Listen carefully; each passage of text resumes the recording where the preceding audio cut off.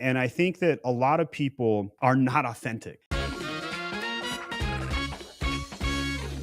You are known for quite being open and transparent on social media, especially on LinkedIn, and was recently named as Lunatic CEO.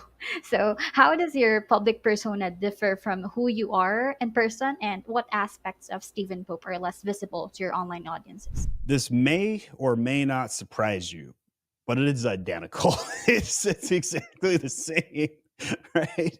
And when my father was a weatherman as I was growing up, at age 12, I'd go down to the TV station with my father. I'd see him do the live weather hit, and I'd stand next to the cameraman. And there was this very vivid moment for me at age 12.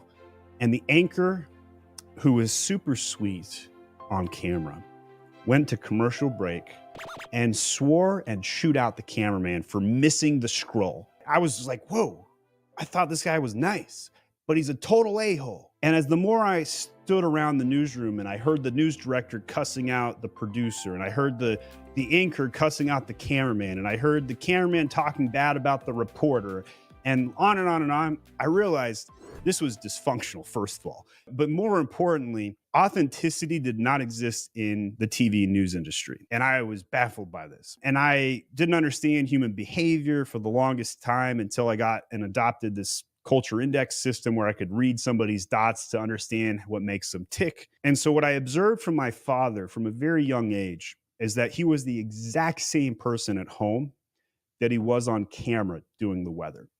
And I cannot tell you of a single other person growing up in my life where I felt that way. And I think that a lot of people are not authentic. And I very much am authentic. I am the very same on camera here on this conversation, of the same way I would speak with my family, the same way I would speak with my clients, my employees, or anybody around me.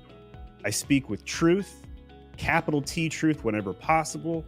I speak with authenticity. I say what I mean what I say. And yes, I throw in a couple of analogies and funny statements here and there to get some attention, but by and large, that's who I am. And I sincerely go around trying to help others come to the same conclusion that I've come to. I feel like I have a vision that's grandiose.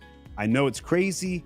I want other people to get on board with it, because that's how you make things happen. You can't just be a guy pounding on a desk and saying, I want you to go west. Like, that doesn't work. It's simply ineffective leadership. And so I found myself trying to create something bigger than me that other people can believe in. And I think I'm successful to some extent, but it's always something I want to work on further.